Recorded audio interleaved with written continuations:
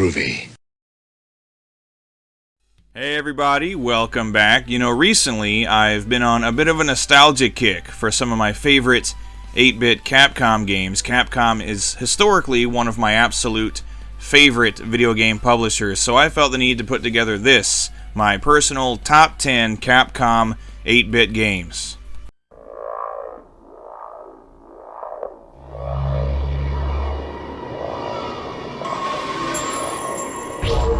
Capcom.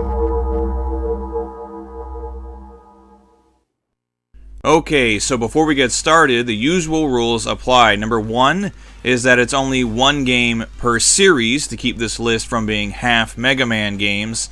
Also, it's 8-bit, but every game that appears on this list was either released for the NES, the Famicom, or both. And lastly, this is just one man's opinion. It's totally subjective. I know everybody has their favorites, and I'd love to hear what yours are as well. But with that being said, let's get started.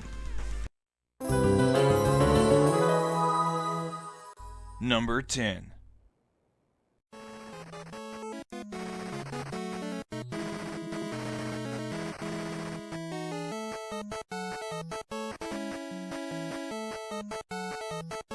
Shinjo no Okami, translated to Wolf of the Battlefield, but you'll probably know it better as Commando. This 1985 classic is basically the prototype for all of the run-and-gun games that followed in the years after its release.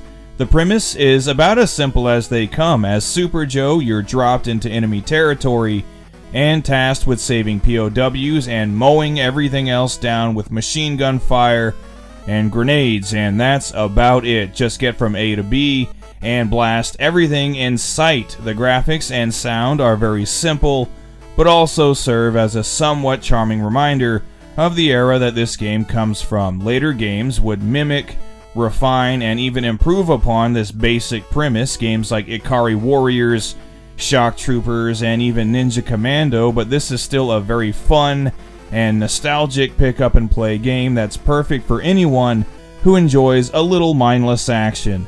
Spend enough time with this one and you'll eat Green Berets for breakfast.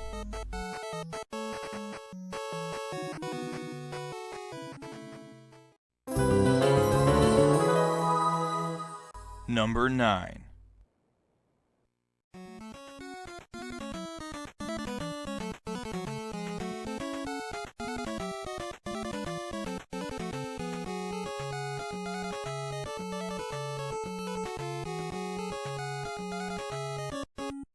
Human Weapon Dead Fox, aka codename Viper, is a 1990 release and one that I've always thought was overlooked by most gamers.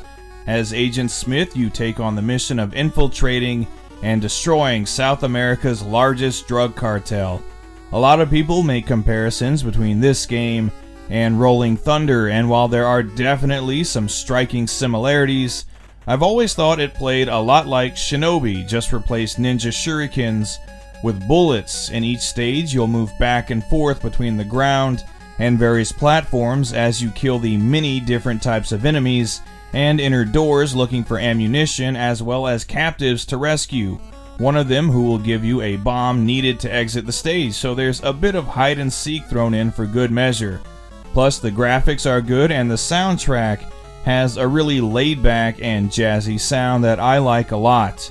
Codename Viper offers up a decent challenge, a bit more depth perhaps than the average run-and-gun, and it's a whole lot of fun. Again, when a game draws comparisons to Rolling Thunder and Shinobi, it's bound to be something worth playing.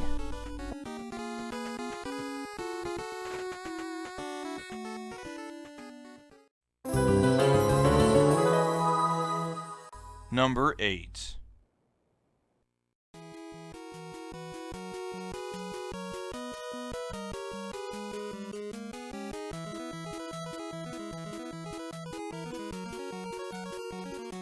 "1943, The Battle of Midway." This 1987 release is one of my favorite shooters on the NES and a marked improvement over the original 1942 with better graphics, better sound, and most importantly, better gameplay.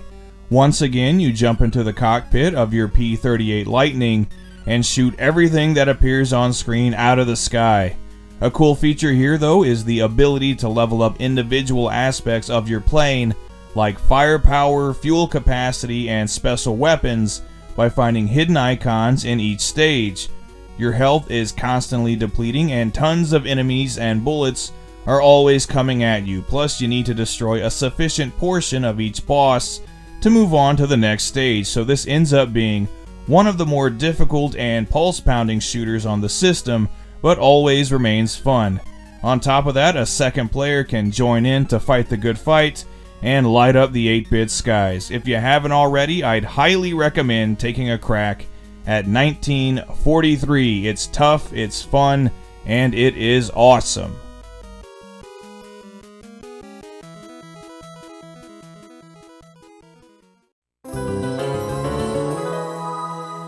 Number 7.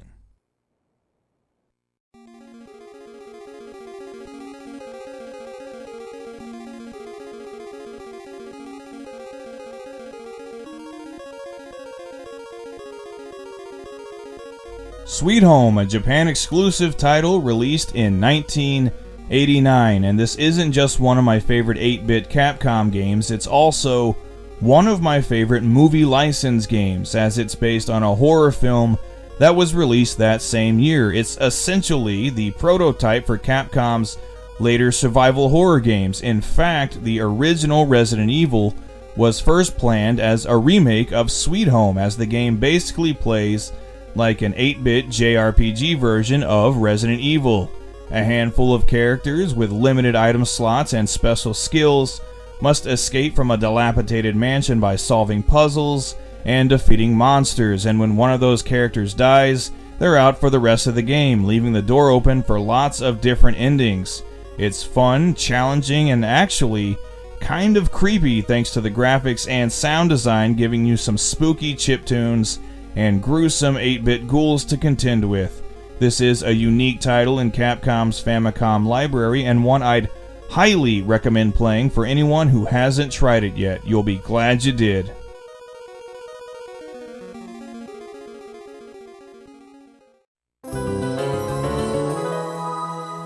Number 6.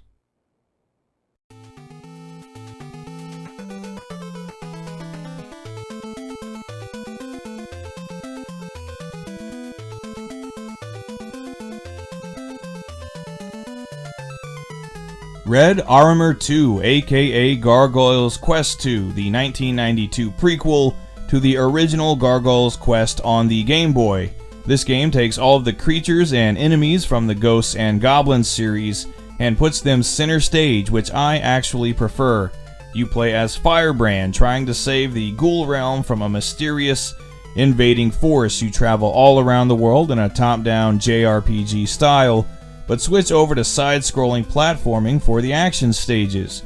You jump, fly, attach to walls, spit fire, and level up all of your abilities by defeating monsters and finding items scattered around the action stages and overworld, some of which grant you new abilities needed to progress through the game. It's a very fun, challenging, and well-made action platformer, and it's topped off with a nice, atmospheric soundtrack and some absolutely superb 8-bit graphics. Don't get me wrong, I think the original Ghosts and Goblins is great, but I think Gargoyle's Quest 2 is the real hero of the 8-bit series.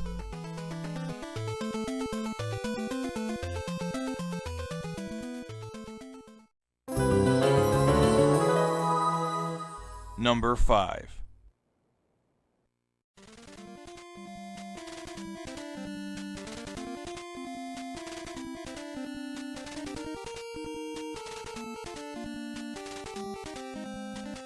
Hitler's Resurrection, top secret, known as Bionic Commando in the West. This 1988 release is based on the original 1987 arcade game, but for my money, this is the superior game. As Agent Lad Spencer, you set out to rescue Super Joe, the hero from Commando, and take down the new Nazi regime, which is seeking to resurrect Adolf Hitler himself. You go from one stage to the next, swinging around on your grappling hook and blowing away Nazi scum with your bazooka, picking up health and weapon power-ups all along the way occasionally breaking for a top-down run-and-gun sequence a la Commando. This game, though sometimes frustratingly difficult, is incredibly fun and addictive. No matter how many times I die, I always have a hard time putting this one down. Admittedly, the graphics and sound aren't exactly the best on this list, but they're still pretty good for 1988 standards. Regardless of which version of this game you're playing, with or without the Nazis, you're almost guaranteed to love it if you have any affinity at all for classic 8-bit action titles, and it's one of my favorites.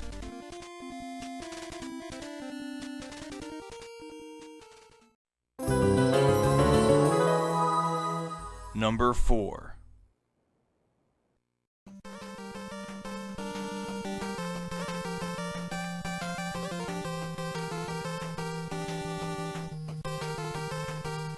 Street Fighter 2010, released in 1990, and this might come as a surprise to a lot of people as this game has something of a bad reputation.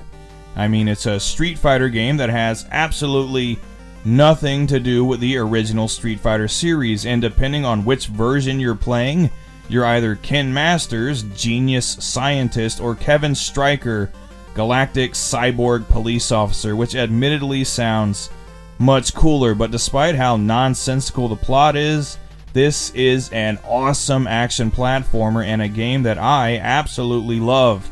Flipping around and clinging to walls as Kevin Stryker, blasting aliens and robots into oblivion, racing to beat the clock, it's all just so satisfying and fun to me. Granted, this can be a very tough game, so tough in fact that it turns a lot of gamers off to it, but I appreciate a good challenge, and the difficulty never gets so bad that I stop having fun. Plus, Street Fighter 2010 has some very good graphics and an amazing soundtrack that I think is criminally underrated. It really drives the action forward and it sounds great. So all around, I think this is a fantastic game and one gamers should give a second look if they've written it off as being too difficult or too unusual. It is awesome.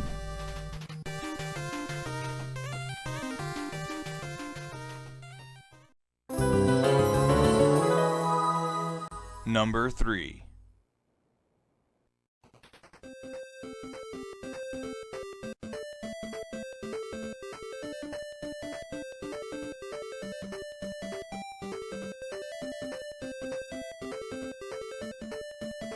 DuckTales II, released late in the NES's lifespan in 1993, and this is another choice that I'm sure some people will find odd, as the majority of gamers absolutely adore the original, and to be honest, so do I, but I played the sequel well before I played the original game, and it immediately became a favorite of mine. You once again play as Scrooge McDuck on the trail of some great treasure that takes him to all kinds of crazy locations. As a platformer, it's pretty much perfect. You bounce around on Scrooge's cane to reach distant ledges and kill enemies, or you can use it this time around to drag and smack objects around. You find tons of hidden treasure and jewels scattered around each stage, accumulating money to spend on extra lives and helpful items, and you battle against fun and creative bosses, including the evil D-1000, created for the sole purpose of destroying our affluent duck hero. After playing through this game countless times, when I finally got around to playing the original, I just didn't think it controlled quite as well, and as a result I found it less enjoyable, even though it is an outstanding platformer. Also, even though it's lacking everybody's favorite moon theme, I still think DuckTales 2 has an awesome soundtrack, and the graphics are really good too. It's the total package of graphics, sound, and gameplay. Whenever I have a spare half hour on my hands, it's not unusual for me to spend it playing through DuckTales 2 for the millionth time. I absolutely love it.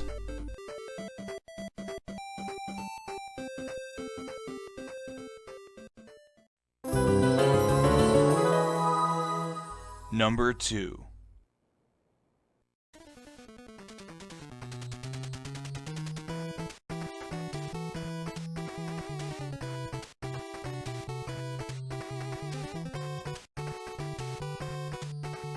Mighty Final Fight, another 1993 release, and honestly, between this, Double Dragon 2, TMNT, and River City Ransom, it's really hard to pick a favorite beat-em up on the NES, especially when you're as big a fan of the genre as I am. This game is basically an 8-bit remake of the original Final Fight, so you get the same basic plot about rescuing Jessica from Mad Gear, and the same cast of playable characters and enemies. Just like the SNES game, this is a one-player affair, but this game does a few things that the original didn't. For starters, it features an experience system allowing you to level up your character, giving them more health, greater attack strength, and even special attacks. Also, each character is able to make use of weapons that are unique to them, which is a nice touch since there aren't exactly a ton of weapons laying around. On top of that, this game plays probably better than any other beat-em up on the console, and it's a ton of fun.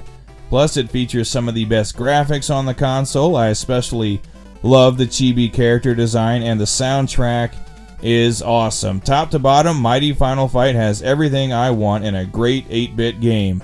The graphics, sound, and gameplay are all top-notch, and it's definitely a personal favorite of mine.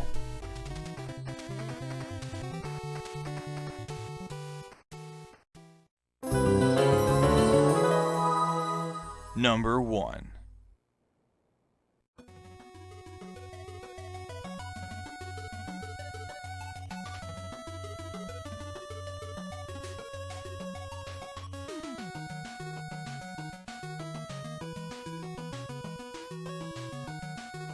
Rockman 5, Blues' Trap, aka Mega Man 5, and this might be a bit of a controversial choice, as when it comes to NES Mega Man games, the argument is usually between parts 2 and 3, but I think it's safe to say that there are no bad 8-bit Mega Man games. I love them all, and can play any of them any day of the week, and over time, this one has become my favorite. I like everything about it. I like the variety of stages, including low gravity, inverted gravity, a cool jet ski segment and Waveman stage, and 2 different castles that offer up a lot of challenge. I like the designs of the robot masters themselves. I think the graphics are outstanding, and the sound design is really good too. Underrated, in fact. I like the soundtrack in this one a lot. Plus, this game has everything I want from a classic Mega Man game. You've got your slide and power shot, a bunch of different rush attachments, the new super arrow that allows you to make new platforms for yourself, plus tons of hidden E and M tanks to find in each stage, and the introduction of new character Beat if you find all of the hidden letters in the Robot Master stages, and that little bird really comes in handy against the multitude of castle bosses. Bells and whistles aside though, this is just a very well made, fun, and challenging action platformer that I've played through countless times and undoubtedly will again and again. This whole series comprises some of the best games on the NES, and any one of them could sit comfortably in this spot, but as it stands, Rockman 5 is my absolute favorite Capcom 8-bit game.